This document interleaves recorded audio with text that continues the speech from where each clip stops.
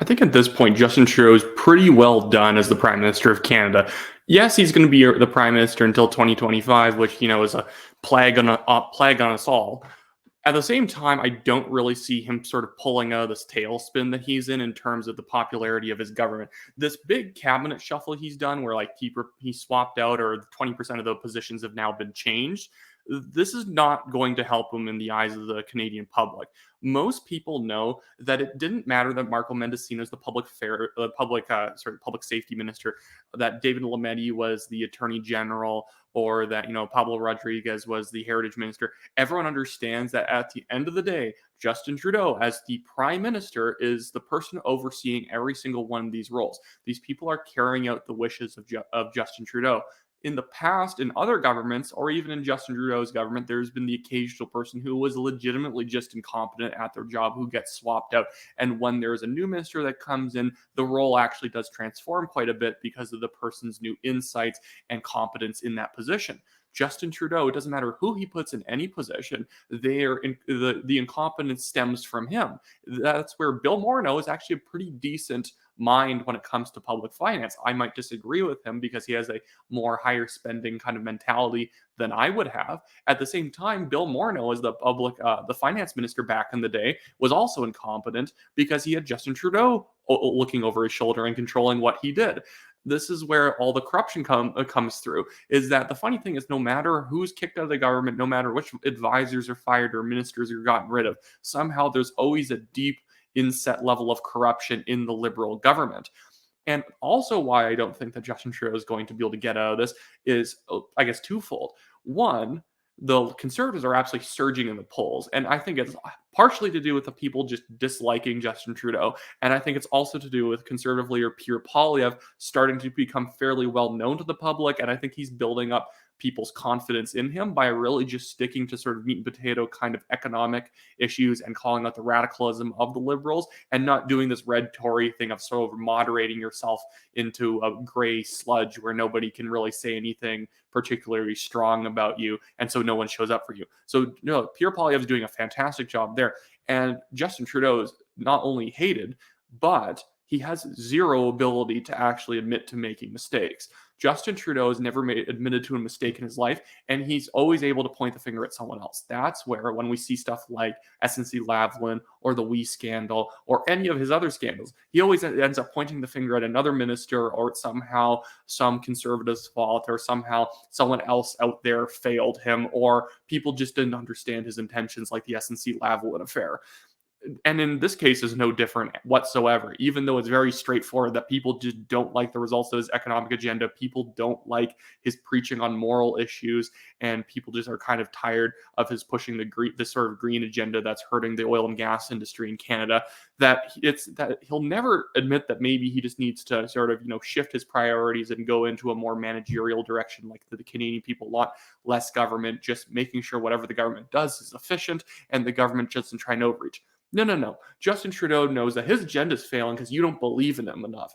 Like, literally, in Summerford, Newfoundland, at a press conference, Justin Trudeau basically said, well, my government's unpopular and my personal approval rating's down because Canadians don't believe in me enough, because they're being lied to by the Conservatives. They don't believe in change. People think that they can just sit at home and sit on their butts and that the world's not going to change around them. Like, this is the literal stuff Justin Trudeau is saying, as if everyone's just a Luddite except him because they're not hyper progressives.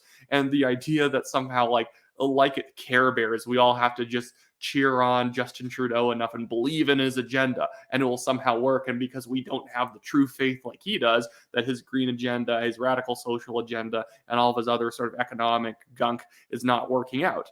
Obviously, it's all to do with him, but he doesn't have the maturity, or his ego's too big to ever say anything slightly negative about his own performance. So I think that Pierre Poilievre is absolutely going to eat his lunch in 2025, because no way Justin Trudeau calls a fall election. He knows that at best case scenario is he gets another minority government, and it's probably a much reduced minority. So he's just going to wait out until 2025, and I think his ego will not even let him pull out and let someone else become the leader of the Liberal Party before them. He's going to, in a nice way, I guess, for all of us, he's going to give us the gift of letting him get a of letting us see him get trashed on a debate stage by Pierre Poilievre and having to give a concession speech on election night, because Justin Trudeau believes that he's the only man who can like lead the Liberal Party, and that none of the mistakes of his government are truly his fault. So as long as he gets rid of enough like cabinet ministers and changes the names and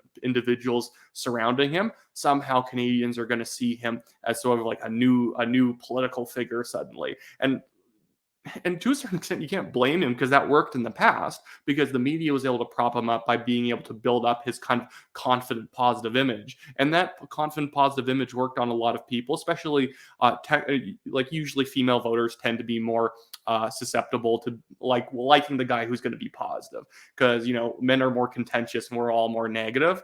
But the problem is that as his policies have been negatively impacting people, the positive messaging does not work anymore, which is why the Conservatives are now winning women by 4%. There's literally only 2 provinces in the entire country that the Liberals have an edge over the Conservatives, and that's Atlantic Canada, where their edge is only 1%, and in Quebec, where they have I think they actually have like a 10% lead over the Conservatives, but that's Quebec, so I don't think anyone's too concerned about that in the Conservative Party. But even in Quebec, the Liberals are still being beaten by the Bloc Québécois by like 3 or 4 points. So this is just a complete rout for the Liberals. And I think that right now, even their polling numbers are a little bit overstated, because as Canadians feel that momentum shift in favor of the Conservatives, you're going to have a lot of these soft Liberal voters either staying home or transitioning to the Conservatives as they sort of see where the wind's blowing.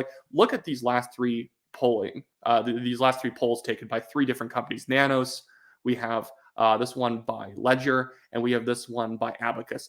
Abacus has the Conservatives up 10 points. Even Ledger has the Conservatives up 9 points. Ledger sometimes has the Liberals up by 1 or 2 points just a couple months ago. Now they can't. Now, the Conservatives are absolutely smashing the Liberals and are in a majority territory. And I don't see there going to be any sort of narrative that Justin Trudeau is going to be able to spin in a 2025 election. At the end of the day, elections are all about narratives. Justin Trudeau won in 2015 because Harper. I would say that Stephen Harper really didn't have a narrative to run on. It was really just about the fact that we're managing the economy well. Don't let the Liberals and NDP take over because they're going to increase taxes.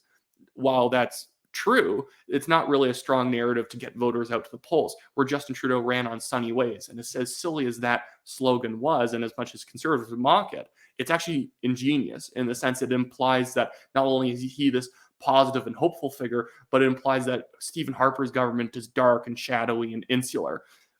But fast forward to 2025, what's Justin Trudeau's narrative? Well, don't let Pierre Poilievre take over. He's radical. It's like, fear-mongering about radicalism is not going to work when people are experiencing the pain of inflation and they see the sort of results of Justin Trudeau's positive progressivism in terms of the social impact it's had on Canada. Everyone's kind of tired of all the damage, and they're looking for someone who's going to basically restore the country, sort of bring us back to that sort of 2015 era of Canada where, you might not like everything the government's doing. At the same time, the government's not exactly trying to pry into your life, and it's mostly leaving you alone. Anyways, I just want to also mention before I close out this video that I'm going to put a link to my Give, Send, Go fundraiser for my legal fund because I'm in this ridiculous, crazy lawsuit with this Chinese billionaire. I'm actually winning it at the same time, although I'm not going to lose if you don't give me $5 or something. It does help sort of reduce the pain for me on paying for this lawsuit. I've literally paid more than $15,000 defending myself. It's an absolute nutty lawsuit where they didn't even barely file any defense against the National Telegraph and myself. They had nothing. I filed a bunch of evidence in response proving that what we had said was completely legitimate. But whatever, people can drag things out in court and increase costs on you. I'm not a particularly rich person, so if you can even throw $5 my way, it's not going to save the case. I'm still going to be pursuing the case regardless if people donate it or not. But it does help the sort of financial pain that I've been in for the last couple of years. So I guess have a great day, everyone.